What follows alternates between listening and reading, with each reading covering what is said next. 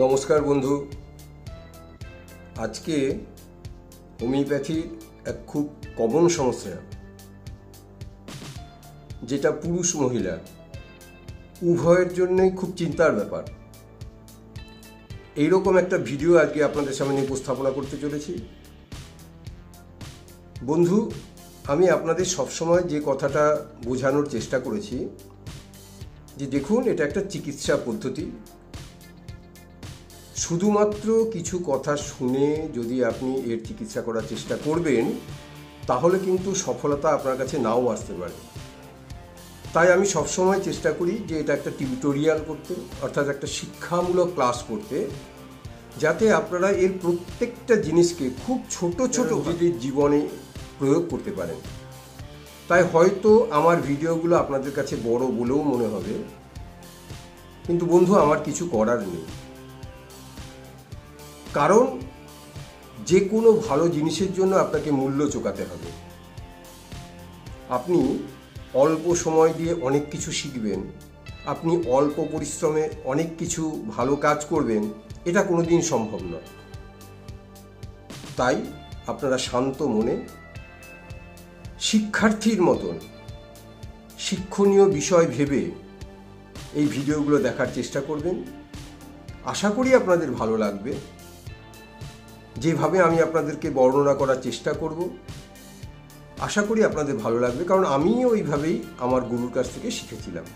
তো চলুন, আজকে খুব কমন সমস্যা, খুব বীভৎসভাবে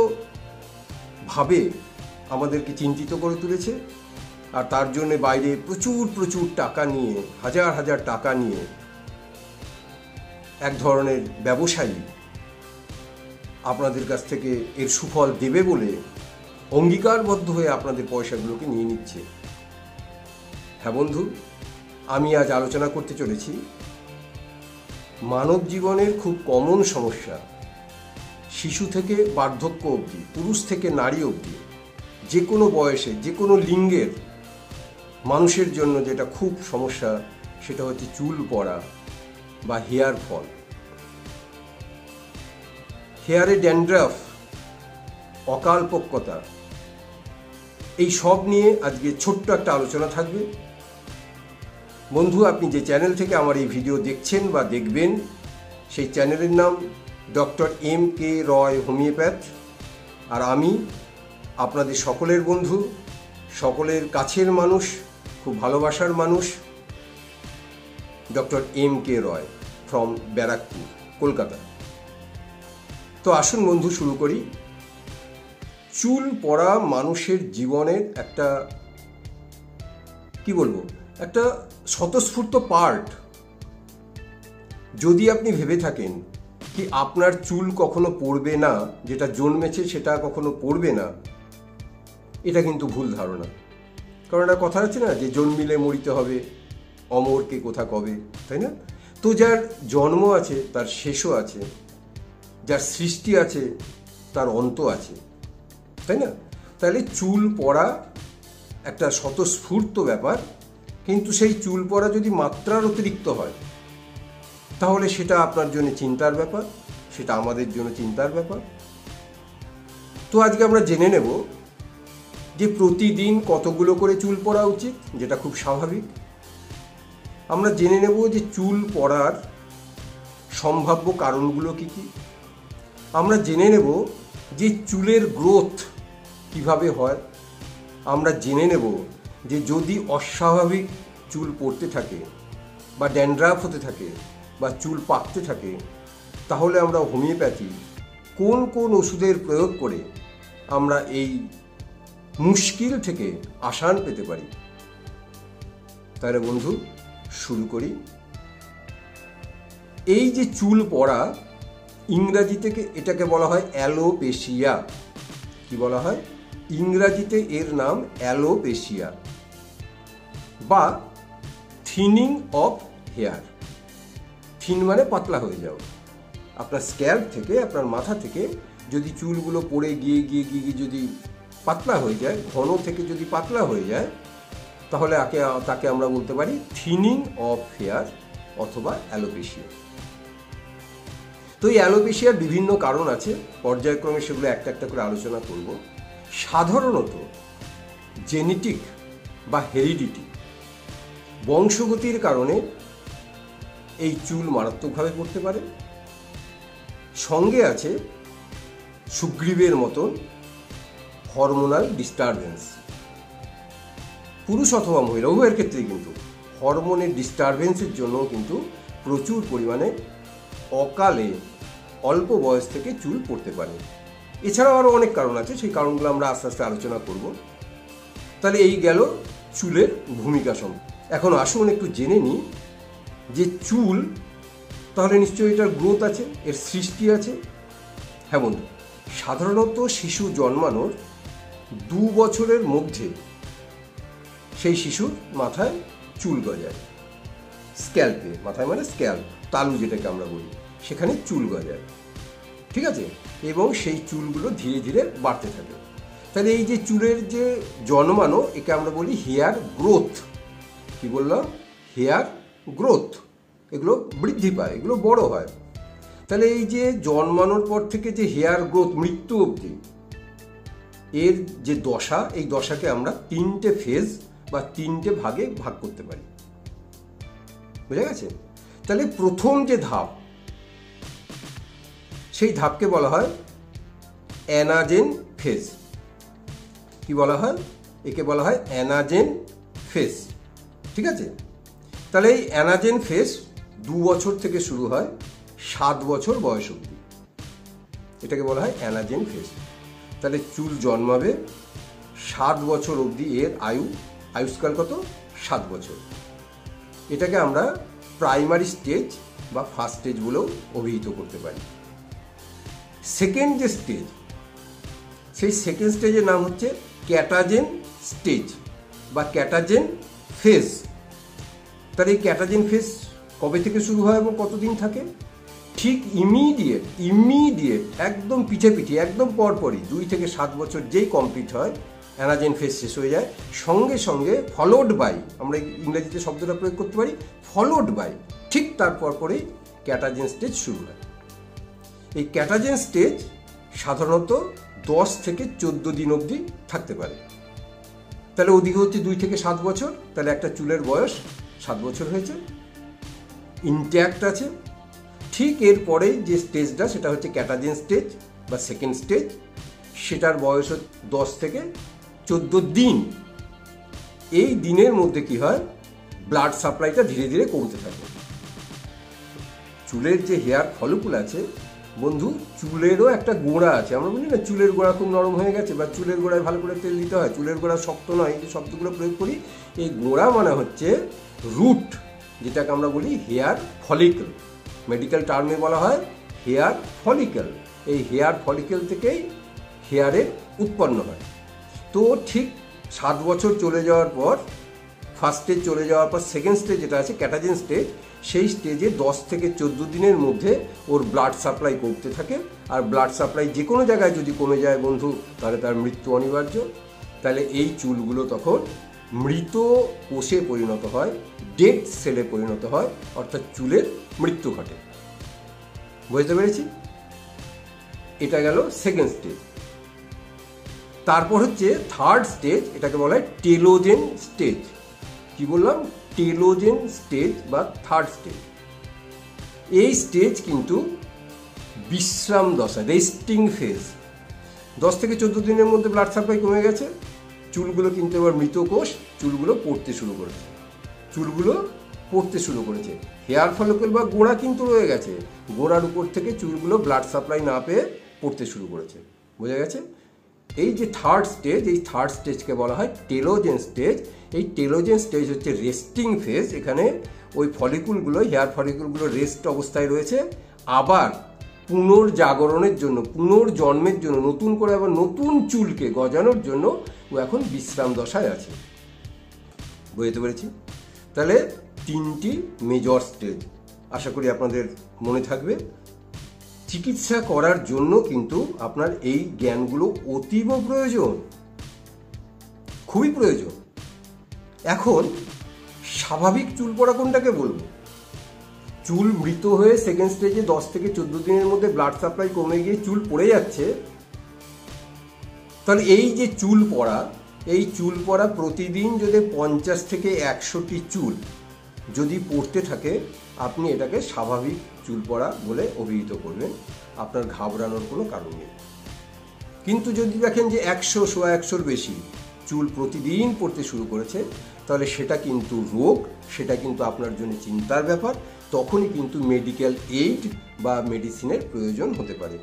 বুঝতে পেরেছি? তাহলে আমরা প্রথম ধাপটা জেনে নিলাম যে চুলের বৃদ্ধি কিভাবে হয় এবং কোন কোন দশায় চুলের কি কি পরিবর্তনগুলো হয়। ঠিক আছে, চলুন এবার আমরা একটু সেকেন্ড স্টেজে যাই, যে এই চুল পড়ার কারণগুলো কি কি আছে। কারণ না জানলে তো আপনি নিরাময় করতে পারবেন না। আগে কারণ জানবেন, কজেশন জানবেন, তবেই তো তার আপনি সলিউশন খুঁজবেন বা সমাধান খুঁজবেন। তাহলে এবার আসি আমি প্রথমেই বলেছিলাম যে হেরিডিটি বা জেনেটিক ডিসঅর্ডার, সেকেন্ড বলেছিলাম হরমোনাল ডিস্টারবেন্স। এবার আমরা এটাকে ক্যাটাগরিক্যালি বেশ কিছু ভাগে ভাগ করে নেব, আমরা জেনে নেব। তাহলে প্রথম যে চুল পড়ার কারণ, সেটা সেই 1 নম্বর মতো হেরিডিটি বা জেনেটিক ডিসঅর্ডার। বংশে যদি আপনার চুল পড়ার প্রবণতা থেকে থাকে, অল্প বয়সে যদি টাক হওয়ার প্রবণতা থেকে থাকে, অল্প বয়সে যদি চুল ঝরে যাওয়ার প্রবণতা থেকে থাকে, অল্প বয়সে যদি চুল পাতলা হতে শুরু করে, অল্প বয়সে যদি আপনার পরিবারে আপনার বংশগতিতে যদি চুল পেকে যাওয়ার সমস্যা থেকে থাকে, তাহলে আপনি তার শিকার হবেন, এটা আপনাকে মেনে নিতে হবে। বোঝা গেছে? ফার্স্ট। সেকেন্ড যে স্টেজের কথা বলবো সেটা হচ্ছে স্কিন ডিজিজ। খুব কমন স্কিন ডিজিজ, চর্মরোগ। ঠিক আছে, যে ধরুন আপনার চর্মে, স্ক্যাল্পে, আমরা এখানে চুলের যখন আলোচনা করছি সবসময় আমরা চুলের যে স্ক্যাল্প আছে, মাথার উপরে যে তালু আছে, তালুর কথাই বলবো। ঠিক আছে, এখানে যদি ফাঙ্গাসের কোনো ইনফেকশন হয় তাহলে আপনার চুল পড়ে যেতে পারে। যদি আপনার ড্যান্ড্রাফ হয় বা খুশকি হয় তাহলে আপনার চুল পড়তে পারে। যদি আপনার স্ক্যাল্পে যদি দাগ হয় বা রিংওয়ার্ম, তাহলে আপনার চুল পড়বে। এর একটা সায়েন্টিফিক নেম আছে, তার নাম হচ্ছে টিনিয়া ক্যাপিটাস, অর্থাৎ রিংওয়ার্ম বা দাগ। আর আপনার স্ক্যাল্পে বা তালুতে যদি এক্সিমা হয়, এক্সিমা অন স্ক্যাল্প, তাহলে আপনার চুল পড়বে। আর এক ধরনের ব্যাকটেরিয়াল ইনফেকশন আছে, এক ধরনের ব্যাকটেরিয়াল ইনফেকশন আছে, তার নাম হচ্ছে লাইচেন প্ল্যানাস। তাহলে কি কি বললাম? ফাঙ্গাল ইনফেকশন, ড্যান্ড্রাফ, রিংওয়ার্ম, এক্সিমা এবং লাইচেন প্ল্যানাস। এই 5 ধরনের রোগ যদি হয় তাহলে আপনার চুল পড়ে যেতে পারে। নেক্সট যে কজ, নিউট্রিশনাল ডেফিসিয়েন্সি। সাধারণত দেখা গেছে যে শরীরে যদি আপনার আয়রন এবং প্রোটিনের অভাব হয় তাহলে প্রচুর পরিমাণে চুল পড়ে যেতে পারে। ঠিক আছে, তাহলে আয়রনের অভাব হচ্ছে কী করে বুঝবো? আয়রনের অভাবজনিত রোগ হচ্ছে অ্যানিমিয়া বা রক্তাল্পতা। যদি কোনো পুরুষ অথবা মহিলা রক্তাল্পতা বা অ্যানিমিয়ায় ভোগে, বুঝতে হবে যে তার শরীরে আয়রনের কম আছে, হিমোগ্লোবিনে হিম পার্টটা কম আছে। হিমোগ্লোবিন হচ্ছে হিম প্লাস গ্লোবিন, দুটো মিলিয়ে হয় হিমোগ্লোবিন। হিম মানে হচ্ছে আয়রন আর গ্লোবিন মানে হচ্ছে প্রোটিন। প্রোটিন এবং আয়রন মিলে হিমোগ্লোবিন তৈরি হয়। তাহলে হিমোগ্লোবিনের যদি হিম পার্ট বা আয়রন পার্টটা কমে যায় তাহলে রক্তাল্পতা দেখা দেয়, আর রক্তাল্পতা দেখা দিলে পুরুষ অথবা মহিলা উভয়ের ক্ষেত্রে কিন্তু চুল পড়ার প্রবণতা বেড়ে যায়। সেকেন্ড হচ্ছে প্রোটিনের অভাব, গ্লোবিনের অভাব, তাই না? তাহলে প্রোটিন যদি কমে যায় তাহলে কাওয়াসিওর বলে একটা রোগ আছে, প্রোটিন ডেফিসিয়েন্সি ডিসঅর্ডার, সেটা দেখা দিলে চুল পড়ে যায়। বোঝা গেছে? তাহলে আমরা 3 ধরনের আলোচনা করলাম। এক হচ্ছে জেনেটিক, 2 হচ্ছে স্কিন ডিজিজ, 3 নম্বরে বললাম নিউট্রিশনাল ডেফিসিয়েন্সি। 4 নম্বরে যে আলোচনাটা করব সেটা হচ্ছে যে হরমোনের ডেফিসিয়েন্সি। হরমোনাল ডেফিসিয়েন্সি কখন কখন হতে পারে যার জন্য চুল পড়তে পারে? হরমোনাল ডেফিসিয়েন্সি জেনারেলি বন্ধু যেসব মায়েদের আফটার চাইল্ড বার্থ সন্তান সন্ততি জন্মেছে তারপরে দেখবেন যে প্রচুর পরিমাণে হুড় করে চুল পড়ে যাচ্ছে, অথবা যেসব মহিলাদের মেনোপজ অর্থাৎ পিরিয়ড বা মাসিক ধর্ম বন্ধ হয়ে গেছে তাদের কিন্তু হুড় করে চুল পড়ছে, এটা দেখা যায়। ঠিক একই ঘটনা পুরুষের জন্য হরমোন আছে, টেস্টোস্টেরন, তাই না, প্রোজেস্টেরন, পুরুষ মহিলার জন্য টেস্টোস্টেরন এবং প্রোজেস্টেরন। এই হরমোনের যদি ডেফিসিয়েন্সি ঘটে বা অভাব ঘটে বা তারতম্য ঘটে তাহলে পুরুষ মহিলা উভয়ের জন্য কিন্তু চুল পড়তে থাকে, ঠিক আছে। এটা হলো হরমোনাল ইমব্যালেন্স। 5 নম্বর যেটা হচ্ছে সেটা হচ্ছে ড্রাগস ফর ট্রিটমেন্ট। কিছু ড্রাগস আছে, যেমন ধরুন হাইপার টেনশন বা উচ্চ রক্তচাপকে নিয়ন্ত্রণ করার জন্য যদি আপনি ওষুধপত্র খান তাহলে আপনার চুল পড়বে। যদি আপনার জয়েন্টস পেন হয়ে থাকে, হাঁটুতে ব্যথা, কোমরে ব্যথা, আপনি প্রচুর পরিমাণে অ্যান্টিবায়োটিক বা পেন কিলার খাচ্ছেন তাহলে আপনার চুল পড়বে। মেন্টাল ডিসঅর্ডার অর্থাৎ মানসিক যদি অবসাদ বা ডিপ্রেশন বা অ্যাংজাইটি যদি আপনার থেকে থাকে, তার জন্য যদি আপনি ওষুধ খেয়ে থাকেন তাহলে আপনার চুল পড়বে। এবং ক্যান্সার যদি হয়ে থাকে বা ক্যান্সারের যদি ওষুধ আপনি খেয়ে থাকেন তাহলেও আপনার চুল পড়বে।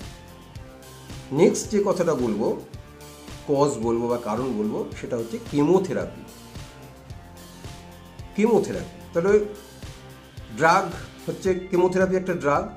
আপনি যদি কেমোথেরাপি নেন তাহলে কেমোথেরাপি নেওয়ার পর দেখবেন যে অনেক মহিলা বা পুরুষের মাথা থেকে হুড় করে চুল পড়ে যায়। এটা কিন্তু অস্বাভাবিক ঘটনা নয়। এই চুল পড়ে যাওয়ার পর, কেমোথেরাপি বন্ধ হয়ে যাওয়ার পর চুল কিন্তু আবার আসে। তাই এই যে ডিজিজ বা এই যে দশা, এই দশাটাকে বলা হয় অ্যানাজেন এফ্লুভিয়াম। কেমোথেরাপির জন্য যে চুল পড়ে তাকে বলা হয় অ্যানাজেন এফ্লুভিয়াম, ঠিক আছে। এর পরের যে কিছু জেনারেল ডিজিজ আছে, যেমন ধরুন ডায়াবেটিস মেলাইটাস, তারপরে ধরুন কি বলবো এইডস, ঠিক আছে, তারপরে হাইপোথাইরয়েডিজম, কেমন, এইসব রোগগুলো যদি থাকে তাহলে কিন্তু আপনার চুল পড়বে। যদি আপনার টিউবারকুলোসিস হয়ে থাকে তাহলেও কিন্তু চুল পড়তে পারে। তাহলে কী কী বললাম? জেনারেল ডিজিজের মধ্যে টিউবারকুলোসিস, হাইপোথাইরয়েডিজম, এইডস এবং ডায়াবেটিস মেলাইটাস, এই রোগগুলোর যদি হয়ে থাকে বা আপনি যদি এর ওষুধপত্র খান তাহলে কিন্তু আপনার চুল পড়তে পারে। Auto immune diseases, auto immune, যে আপনার যে শরীরে যে ইমিউনিটি আছে সেই ইমিউনিটিকে ডিস্টার্ব করে, ইমিউনিটি ক্ষতিগ্রস্ত হয়, এমন কিছু ডিজিজ আছে, রোগ আছে যাকে আমরা বলি অটো ইমিউন ডিজিজেস। এর জন্য কিন্তু চুল পড়ে। উদাহরণ হিসেবে বলতে পারি আমরা লাইচেন প্ল্যানাস, এক ধরনের ব্যাকটেরিয়াল ইনফেকশন স্ক্যাল্পে হয়, এটা হচ্ছে অটো ইমিউন ডিজিজের উদাহরণ। নেক্সট আমরা দেখতে পাই যে হেয়ার স্টাইল এবং কন্টিনিউয়াস স্ট্রেটনিং অফ হেয়ার, সাধারণত মেয়েদের ক্ষেত্রে হয়ে থাকে, ছেলেদেরও হয় না তা না। যে দেখবেন অনেক সময় হেয়ার স্টাইল করতে যায়, অর্থাৎ যে দেখবেন যে হিট মেশিন আছে সেলুনে, দেখবেন হিট মেশিন আছে, সেই হিট মেশিন দিয়ে অনেকে চুলকে কার্লিং করতে চায়, কুঁচকে দিতে চায়, পুরুষ মহিলাও হয়। পুরুষেরা আছে প্রচুর চুলকে কার্ল করে, কোঁচকানো করে, তার মধ্যে কি করতে হয়, হিট দিতে হয় চুলে। তাহলে এই যে চুলকে স্টাইলিশ বানানো, হিট দেওয়া, অথবা অনেক মেয়েরা আছে তার চুলকে স্ট্রেট করে, স্ট্রেটনিং, পাটের মতন, হ্যাঁ, দড়ির মতন, পাটের ফেসার মতন, পাটের আঁশের মতন লম্বা করতে চায়। এর ফলে চুলের গোড়ায় হিট দিতে হয়, এর ফলেও কিন্তু চুল পড়তে পারে বা পড়তে পারে না, পড়বেই। এছাড়া রয়েছে হেয়ার ডাই বা হেয়ার কালার করা, তাই না, প্রচুর হেয়ার কালার রয়েছে বা ডাই রয়েছে, যে ডাইগুলো যদি আপনি চুলে প্রয়োগ করেন তাহলে আপনার হেয়ার ফলিকুল ডেড হয়ে যায় এবং সেখান থেকে ঘন ঘন চুল পড়তে পারে। রোগ হয়েছে, রোগ থেকে আপনি মুক্তিও পেয়ে গেছেন, তারপরে দেখছেন হু হু করে চুল পড়ছে। যেমন ধরুন টাইফয়েড হয়ে যাওয়ার পর দেখবেন ঘন ঘন চুল পড়তে থাকে, প্রচুর গোছা গোছা চুল পড়তে থাকে। এছাড়াও একটা স্কিন ডিজিজ আছে যার নাম হচ্ছে ইরিসিপেলাস। ইরিসিপেলাস একটা রোগ, যেই রোগটা হওয়ার পরেও কিন্তু প্রচুর পরিমাণে চুল পড়তে থাকে। এছাড়া আছে ফিজিক্যাল ট্রমা বা হেড ইনজুরি। ফিজিক্যাল ট্রমা অর্থাৎ আপনার শরীরের কোনো একটা পার্টে মারাত্মক ধরনের বাইরে থেকে আপনি আঘাতপ্রাপ্ত হয়েছেন, বড় অ্যাক্সিডেন্ট হয়েছে, শরীরের কোনো একটা অঙ্গে, ভাইটাল অঙ্গে আপনার বিশাল বড় অ্যাক্সিডেন্ট হয়েছে, ধাক্কা লেগেছে। ফিজিক্যাল ট্রমার জন্য কিন্তু চুল পড়তে পারে। অথবা যদি হেড ইনজুরি হয়, মাথার কোনো একটা অংশে যদি আপনার আঘাতপ্রাপ্ত হয়, সেখান থেকেও কিন্তু চুল পড়তে পারে। ঠিক আছে, এগুলো হচ্ছে সব কিন্তু কারণ। আর আছে ইমোশনাল ট্রমা। ইমোশনাল ট্রমা, হ্যাঁ, যে আবেগের কারণে আপনি এমনই মেন্টাল আবেগ দিয়ে আঘাত পেয়েছেন, ট্রমা মানে আঘাত, তার ফলে চুল পড়তে পারে। যেমন ধরুন কোনো খুব অতি প্রিয় আত্মীয় স্বজন মারা গেছে, পরিবারের ঘনিষ্ঠ কেউ মারা গেছে, অথবা খুব বুজুম কোনো ফ্রেন্ড, অতি ঘনিষ্ঠ কোনো বন্ধু মারা গেছে, সেক্ষেত্রে কিন্তু মেন্টাল ট্রমা হয়। সেই মেন্টাল ট্রমার জন্য কিন্তু চুল পড়তে পারে। আর শেষ যে ট্রমার কথা বলবো, শেষ যে আঘাতের কথা বলবো, সেটা হচ্ছে সাইকোলজিক্যাল, যাকে বলা হয় ট্রাইকোটিলোমেনিয়া। অর্থাৎ এমন কিছু পেশেন্ট আছে, এমন কিছু মানসিক অবসাদ আছে যে সেই পেশেন্ট 24 ঘন্টা ঘরের মধ্যে বসে থাকে এবং নিজের অজান্তে চুলগুলো টেনে টেনে, গোঁপগুলোকে টেনে টেনে, চোখের পাতাগুলোকে টেনে টেনে তুলতে থাকে, গোছা তুলে ফেলে। বোঝা গেছে? এটা মানসিক অবসাদ থেকে তৈরি হয়। এর নাম হচ্ছে ট্রাইকোটিলোমেনিয়া। তাহলে মোটামুটি এইরকম 12-13টা কারণ আছে যে কারণের জন্য আমাদের চুল পড়ে। আমরা এগুলোকে জেনে নিলাম কারণ। তাহলে এখন এই যে কারণ, এই কারণের সঙ্গে, কারণকে ধরে যদি আমরা আমাদের হোমিওপ্যাথি ওষুধকে সিলেকশন করতে পারি, তাহলেই কিন্তু আপনি মুক্তি পাবেন। আদারওয়াইজ কিন্তু হবে না, যা তা ওষুধ খেলে কিন্তু হবে না। যে কোনো কারণের জন্য যে কোনো ওষুধের কিন্তু প্রযোজ্য হবে 200 পোটেন্সি আর এর বা সঙ্গে 200 মাত্রা একটু আর্টিস্টিক ভিউ। 1 কাপ জলের মধ্যে 1 ফোঁটা দিয়ে একই দিকে, ঘড়ির কাঁটার দিকে অথবা ঘড়ির কাঁটার বিপরীত দিকে 10 বার নাড়িয়ে 1 চামচ ওষুধ সকালে একবার খাবেন এবং 1 চামচ ওষুধ রাত্রে শোয়ার আগে 1 চামচ খেয়ে পুরো জল ফেলে দেবেন। দিয়ে অন্তত 1 মাস অপেক্ষা করুন, এরপরে আবার সিদ্ধান্ত নিন। আর এখান থেকে নমস্কার বা আপনার কৌশল, ডাক্তারবাবুর অভিজ্ঞতা, ডাক্তারবাবুর আর্টিস্টিক ভিউ, এই দুয়ের যদি সমন্বয় ঘটাতে পারি, তাহলে যে মেডিসিনটা বেরিয়ে আসবে, সেই মেডিসিন দিলে কিন্তু বুলেটের চেয়েও আগে তীক্ষ্ণভাবে শার্প ট্রিটমেন্ট কিন্তু আপনি পেতে পারেন। তাহলে এবার আমরা কিছু খুব কমন হোমিওপ্যাথি ওষুধ নিয়ে আলোচনা করব। তাহলে যেহেতু আমরা কিছু কজেশনের কথা বলেছি, কারণের কথা বলেছি, তাই সমস্ত ট্রিটমেন্টটাই হবে ক্লিনিক্যাল ভিউ থেকে। এটাকে বলা হয় ক্লিনিক্যাল রেমেডি। ক্লিনিক্যাল।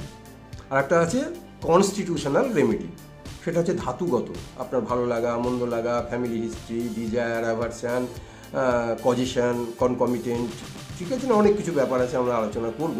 তাহলে আজকে যে আলোচনাগুলো হবে সেগুলো হচ্ছে সবই ক্লিনিক্যাল ভিউ থেকে বা রোগগত লক্ষণের ওষুধপত্র। তাহলে প্রথমেই যে ওষুধের কথা আমরা বলবো তার নাম হচ্ছে সরিনাম। খুব কমন মেডিসিন, খুব মারাত্মক ওষুধ সরিনাম। সরিনাম একটা ওষুধ, যে ওষুধে মাথায় স্কিন ডিজিজ তৈরি হয়, সেখানে পুঁজ তৈরি হয়, চুলগুলো খুব শুষ্ক, ড্রাই, পাটের মতন ড্রাই। আর ড্রাই হওয়ার জন্য একটার সঙ্গে একটা চুল মেটাল হয়ে যায়, হ্যাঁ, জড়িয়ে যায়। শুষ্ক হওয়ার জন্য চুল জড়িয়ে যায়। শুষ্ক থাকার জন্য চুলের রং কিন্তু অনুজ্জ্বল, পেল, ম্যাটমেটে, চুলে কোনো শাইনিং নেই, কোনো ব্রাইটনেস নেই। আর যেহেতু ওখানে স্কিন ডিজিজ তৈরি হয়, সেই স্কিন ডিজিজে প্রচণ্ড আঠা পুঁজ তৈরি হয় বা পাস তৈরি হয়। আপনার চুলগুলো ওই পাশের সঙ্গে জড়িয়ে যায়, ম্যাটেড হয়ে যায়, হ্যাঁ, টিঙ্গল হয়ে যায়, জুড়ে যায়। সেইগুলো টেনে টেনে তুলতে গেলে বা পরিষ্কার করতে গেলে হেয়ার ফলিকুলগুলো নষ্ট হয়, আপনার চুল উঠে আসে। এইরকম পরিস্থিতি যদি আপনার মাথায় হয়ে থাকে, স্কিন ডিজিজ, তাহলে আমরা সরিনাম প্রয়োগ করব। সরিনাম প্রয়োগ করার জন্য একটা দুটো কি সিমটম বলে রাখি। যে সরিনামের পেশেন্ট কিন্তু খুব চিলি পেশেন্ট, খুব শীতকাতুরে। এমনকি গরমের দিনেও দেখবেন যে অনেক পুরুষ মহিলা আছে গরমের দিনেও গায়ে কাঁথা বা চাদর গায়ে দিয়ে শোয়, গরমের দিনে টুপে পড়ে থাকে, গরমের দিনে মাফলার গায়ে দিয়ে রাখে, গরমের দিনে গরম পোশাক গায়ে দিয়ে রাখে, এতটাই গরম থাকতে সে পছন্দ করে, অর্থাৎ চিলি পেশেন্ট। এরা খুব ধর্মীয়, রিলিজিয়াস হয়, ঠিক আছে, খুব খিটখিটে, খুব সন্দেহপ্রবণ, ঠিক আছে, প্রচণ্ড ঘামে, ঘামে কিন্তু প্রচণ্ড দুর্গন্ধ হয়, এটাকে খুব খেয়াল করবেন যে সরিনামের পেশেন্টের প্রচণ্ড ঘাম আর খুব দুর্গন্ধযুক্ত ঘাম, ঠিক আছে। আর হচ্ছে কি সুইসাইডাল টেন্ডেন্সি, এই পেশেন্টদের সুইসাইডের একটা প্রবণতা থাকে, কথায় কথায় বলে সুইসাইড করব বা করতেও যায়, ঠিক আছে। নেক্সট যে মেডিসিনের কথা বলবো সেটা হচ্ছে মেজিরিয়াম। মেজিরিয়াম খুব সুন্দর ওষুধ, স্পেলিংগুলো আমি বলে দেবো, লিখে দেবো। তাহলে মেজিরিয়াম কি হয়, খুব পাতলা চুল, থিন, খুব পাতলা চুল, আর মাথায় যে স্কিন ডিজিজ হয় একদম চাবড়া চাবড়া, যেমন পরোটা বা লুচি হয়, হ্যাঁ, মোটা, ঠিক তার তলায় থাকে পুঁজ, চাবড়াযুক্ত কিন্তু, ঠিক আছে, তলায় থাকে পুঁজ, সেই পুঁজের সঙ্গে চুলগুলো মিশে গিয়ে আঠার মতন হয়ে যায়, সেগুলোকে পরিষ্কার করার সময় প্রচুর পরিমাণে চুল উঠে চলে আসে। এইরকম পেশেন্ট যদি আপনি পান তাহলে আপনি তাকে চোখ বন্ধ করে মেজিরিয়াম দেবেন, বোঝা গেছে। নেক্সট যে ওষুধের কথা বলবো সেটা হচ্ছে যে মার্কসল। আপনারা অনেকেই ব্যবহার করেছেন মার্কসল। মার্কসলেও কিন্তু চুলে স্কিন ডিজিজ ডেভেলপ করে। মার্কসলের পেশেন্টদের জিভ খুব থলথলে, মোটা এবং জিভে দাঁতের ছাপ থাকে, ইমপ্রিন্ট অফ টিথ। আমাদের জিভে অনেকেই দেখবেন যে দাঁতের ছাপ থেকে থাকে, ওটাকে বলা হয় ইমপ্রিন্ট অফ টিথ। আর কি আছে, জল তৃষ্ণা খুব থাকে, পেটে গেলে শুকাতে চায় না, খুব ঘাম থাকে। এরকম পেশেন্ট যদি আপনি পান তাহলে আপনি তাকে মার্কসল দেবেন। ক্যালিসালফেট পেশেন্টের পুরোটাই ড্যান্ড্রাফ, এক্সক্লুসিভলি ড্যান্ড্রাফ, যদি দেখেন যে তার মাথায় প্রচণ্ড ড্যান্ড্রাফ বা খুশকি হয়েছে, সেক্ষেত্রে আপনি ক্যালিসালফ প্রয়োগ করবেন, তার ফলে পুরো মাথাটা একদম ন্যাড়া হয়ে যায়, ঠিক আছে। এরপরে যে ওষুধের কথা বলবো সেটা হচ্ছে পালসেটিলা। পালসেটিলার পেশেন্টের চুলগুলো একদম স্যান্ডি, স্যান্ডি মানে হচ্ছে যেমন বালি আছে না, চুলের মাথাগুলো দেখবেন যে কুচকে কুচকে যায়, ছোটো ছোটো চুল কুচকে কুচকে যায়, যেমন বালির দানা। আপনি দেখলে মনে হবে যে সাধারণত নিগ্রো টিগ্রোদের দেখবেন যেমন চুলের উপরে যে গোটা গুটি গুটি গুটি হয়ে যায় না, ওই রকম বালির দানার মতন চুল হয়ে যায়, sandy hair. After child birth, ওই যে কি বলেছিলাম যে হরমোনাল ডিস্টারবেন্স, তাহলে pulsatilla, natrum mur, sepia, after child birth, এই ওষুধগুলো কিন্তু চুল পড়ার জন্য খুবই প্রয়োজন। ন্যাট্রামিউ আফটার চাইল্ড বার্থ বলে নিলাম আগে, এখনও বলছি, after child birth. After typhoid fever, জ্বর হওয়ার পর যদি আপনার চুল পড়ে যায় সেক্ষেত্রে আপনি ন্যাট্রামিউর দেবেন, অ্যালোপেশিয়া তৈরি হয়। আর যে কথাটা বলবো সেটা হচ্ছে যে অ্যানিমিয়ার জন্য যদি আপনার চুল পড়ে সেক্ষেত্রে আপনি দেবেন সিনকোনা, বোরাক্স এবং ক্যালকেরিয়া ফস, ঠিক আছে। অ্যানিমিয়া জড়িত কারণের জন্য যদি চুল পড়ে তাহলে আপনি দেবেন বোরাক্স, আয়নাবলি এবং ক্যালকেরিয়া ফস, বুঝে গেছে। তাহলে এই কটা হচ্ছে হোমিওপ্যাথি ওষুধ। বন্ধু, ছেলেবেলায় আমরা একটা জোকস করতাম যে সাধারণত চুল পড়াকে আমরা নানানভাবে ব্যাখ্যা করতাম যখন আমরা পড়াশোনা করতাম। আমরা অনেক সময় বলতাম যে, একটু জোকস করছি আপনাদের সঙ্গে, প্রায় ভিডিও শেষ হয়ে গেছে, সেটা হচ্ছে মেঘে ঢাকা তারা। মেঘে ঢাকা তারা অর্থাৎ মাথার এখানে একটু, এখানে একটু, এখানে একটু, এখানে একটু, এখানে একটু, হ্যাঁ, নানান জায়গায় স্পট উঠেছে, চুল চলে গেছে, যাকে আমরা বলি টাক পোকা। আমরা অনেক সময় কি বলি, আমরা বলি যে টাক পোকা ধরেছে। বন্ধু, টাক পোকা টোকা কিছু নয়, ঠিক আছে, এগুলো টাক পোকা টোকা কিছু নয়, এটা হচ্ছে এক ধরনের রোগ, বোঝা গেছে। আর এক ধরনেরকে আমরা বলতাম সেটা হচ্ছে মোহনার দিকে, এক ধরনের চুলকে আমরা বলতাম মোহনার দিকে, অর্থাৎ ধরুন এইখানে শুরু হয়েছে, এখান থেকে চুল পড়তে পড়তে পড়তে পড়তে পড়তে শেষ অবধি চলে গেছে, ঠিক আছে। অর্থাৎ নদী যেমন মোহনায় গিয়ে পড়ে, এখান থেকে শুরু হয়, চুল কমতে কমতে গিয়ে শেষ অবধি চলে যায়, একে বলা হয় মোহনার দিকে। আর এক ধরনের চুল পড়া আছে, সেটা হচ্ছে যে একটা হিন্দি সিনেমা আছে দেখুন, মাং ভারে সাজনা, না, অর্থাৎ যে মেয়েরা যেখানে সিঁদুর দেয় সেইখানকার চুলটাই উঠে যায়, মাং ভারে সাজনা, না, যেখানে সিঁদুর দেয় ওইখানকার চুলগুলো পড়ে যায়, দ্যাট ইজ কেমিক্যাল। কারণ সিঁদুরের মধ্যে আমরা জানি মার্কারি আছে, পারদ আছে, এই পারদের জন্য কিন্তু চুলগুলো পড়ে যায়। তো যদি চুল পড়া রুখতে হয় আপনাকে ওই সব জায়গাগুলো কিন্তু সিঁদুর লাগানো বন্ধ করতেই হবে। এটাকে আমরা বলতাম ইয়ার্কি করে স্টুডেন্ট অবস্থায়, হোমিওপ্যাথি স্টুডেন্ট অবস্থায়, যে মাং ঘরে সাজনা। আর একটা হচ্ছে গ্রিন করিডোর, একটা হচ্ছে গ্রিন করিডোর, তাই না? গ্রিন করিডোর মানে কি? মানে ধরুন একটা রাস্তা আছে, এমার্জেন্সি ভিআইপিদের যাওয়ার জন্য, পেশেন্টদের যাওয়ার জন্য, অ্যাম্বুলেন্স, সোলজার, সৈনিকদের যাওয়ার জন্য একটা বিশেষ ধরনের করিডোর বানানো হয়, রাস্তা বানানো হয়, তাকে বলা হয় গ্রিন করিডোর। তেমনি দেখবে যে অনেক পুরুষের এইখানটুকুতে চুল আছে, বাদ বাকি দেখবেন এখান থেকে চুল নেই, এখান থেকে চুল নেই, দুদিক থেকে চুল নেই, হ্যাঁ, মাঝখানে চুল আছে। তাহলে এই যে দুদিক থেকে চুল নেই, এইগুলোকে বলা হয় গ্রিন করিডোর, কেমন? অর্থাৎ ওখান দিয়ে হুড় হুড় করে গাড়ি চলে যেতে পারে। তো এরকম আমরা পড়তাম। এগুলো জানলে হবে কি আপনার পড়াটা মনে থেকে যাবে। হ্যাঁ, আমরা এইভাবেই আর কি পড়তাম। তো যাই হোক বন্ধু, অনেক সময় নিয়ে নিলাম। হ্যাঁ, এইভাবে যদি আমরা গল্পের ছলে ছলে দেখুন আমিও গল্প করেই শিখেছি আর কি, তাই আমার শিক্ষাটাও আপনাদের কাছে এইরকমই হয় আর কি। যদি কিছু ভুল বলে থাকে, যদি কিছু অতিরিক্ত বলে থাকে, আমাকে আপনাদের নিজ গুণে, আপনাদের গুণ থাকতে হবে আর কি, আপনাদের গুণে আমাকে ক্ষমা করবেন। আর যদি ভালো লেগে থাকে, আশা তো প্রত্যেকেই করে, আমিও আশা করি যে আপনারা আমাকে লাইক করুন। আপনারা যদি আমাকে লাইক না করেন তাহলে আমি আপনাদের মনের মানুষ কী করে হব? তাই আপনারা আমাকে লাইক করুন। যদি ভালো লেগে থাকে তাহলে এটাকে কমেন্ট করুন। একই কথা বলেছি, ভালো লাগলেও কমেন্ট করবেন, ভুল হলেও কমেন্ট করবেন, না? তাহলে কমেন্ট করুন। ভালো হলে প্রত্যেককে এর সুযোগ পাওয়ার জন্য শেয়ার করুন বা সুযোগ করে দিন। আর আমার পরিবারের সদস্য সংখ্যা বাড়ান। আপনি কিন্তু আমার পরিবারের সদস্য হন। দেখুন একটা কথা আছে না, যে রুপিয়া রুপিয়া কো খিঁচতে হয়, তাই না? দেখবেন দু ধরনের ভিখারি আছে, দু ধরনের মন্দির আছে। যে মন্দিরের ডালাতে প্রচুর পরিমাণে পয়সা থাকে সেই মন্দিরে দেখবেন যে ভক্তরা গিয়ে আরও পয়সা দেয়। কিন্তু শনি মন্দির দেখবেন সপ্তাহে একদিন পুজো হয়, সেই ডালাতে দেখবেন কোনো পয়সা থাকে না, তাই ওই শনি মন্দিরে একদিনের শনি পুজোতে সেই ডালা থেকেও বা প্রণামী বাক্সে কেউ পয়সা দেয় না, তাই না? যে ভিখারির হাতে প্রচুর পয়সা আছে তাকেই লোকে ভিক্ষা দেয়। যে দোকানে প্রচুর মাল আছে সেই দোকানে খরিদ্দার যায়।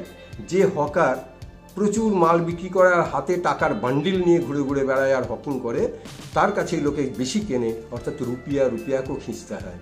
ঠিক তেমনি যদি আপনারা সবাই মিলে আমার এই চ্যানেলকে আপনি সাবস্ক্রাইব করবেন, আমার ফ্যামিলিকে খুব তাড়াতাড়ি বাড়িয়ে দেবেন, তাহলে প্রচুর দর্শক আমার এখানে আসবে। ইউটিউব প্রচুর পরিমাণে ইমপ্রেশন পাঠাবে, আর যত বেশি ইমপ্রেশন পাঠাবে তত দর্শকের কাছে আমার এই ভিডিওগুলো পৌঁছে যাবে। যত ভিডিও পৌঁছে যাবে তত লোক দেখবে, শেয়ার করবে, ভালো লাগবে, তাদের সংসারে অসুখ বলে জিনিসটা চলে যাবে। তাহলে বিদায় বেলায় আপনাদের কাছে এই কটা প্রার্থনা, ভগবানের কাছে কামনা করি আপনাদের জীবন মঙ্গলময় হোক, সুখের হোক, শান্তির হোক এবং সুস্থ নিরোগ হোক। এই বলে আজকের জন্য বিদায় নিচ্ছি। নমস্কার। খুব শীঘ্রই দেখা হবে অন্য আর একটা সুন্দর ভিডিও নিয়ে। আর হ্যাঁ, একটা ইনফরমেশন, খুব শীঘ্রই আমি হয়তো ইউটিউবে লাইভ আসতে চলেছি। যদি আপনারা এই লাইভ সম্পর্কে কোনো কমেন্ট করতে চান বা সময় সম্পর্কে কোন সময় লাইভ করলে ভালো হয়, এটাও যদি আপনারা আমাকে সাজেশন হিসেবে দেন তো আমার পক্ষে খুব সুবিধা হয়। তাহলে খুব শীঘ্রই, খুব সম্প্রতি আমি লাইভে আসছি। তাই আপনাদের প্রত্যেকেরই সাবস্ক্রাইব করে রাখা উচিত এবং অল মোডকে সিলেকশন করে রাখা উচিত, যে যখনই আমি কোনো প্রোগ্রামে আসবো আপনাদের কাছে নোটিফিকেশান পৌঁছে যায়। তাহলে আর সময় নষ্ট করছি না। নমস্কার, জয় হিন্দ, বন্দে মাতরম। নিজের শরীরের দিকে, নিজের পরিবারের শরীরের দিকে, প্রত্যেকের স্বাস্থ্যের দিকে খেয়াল রাখুন। শুভরাত্রি।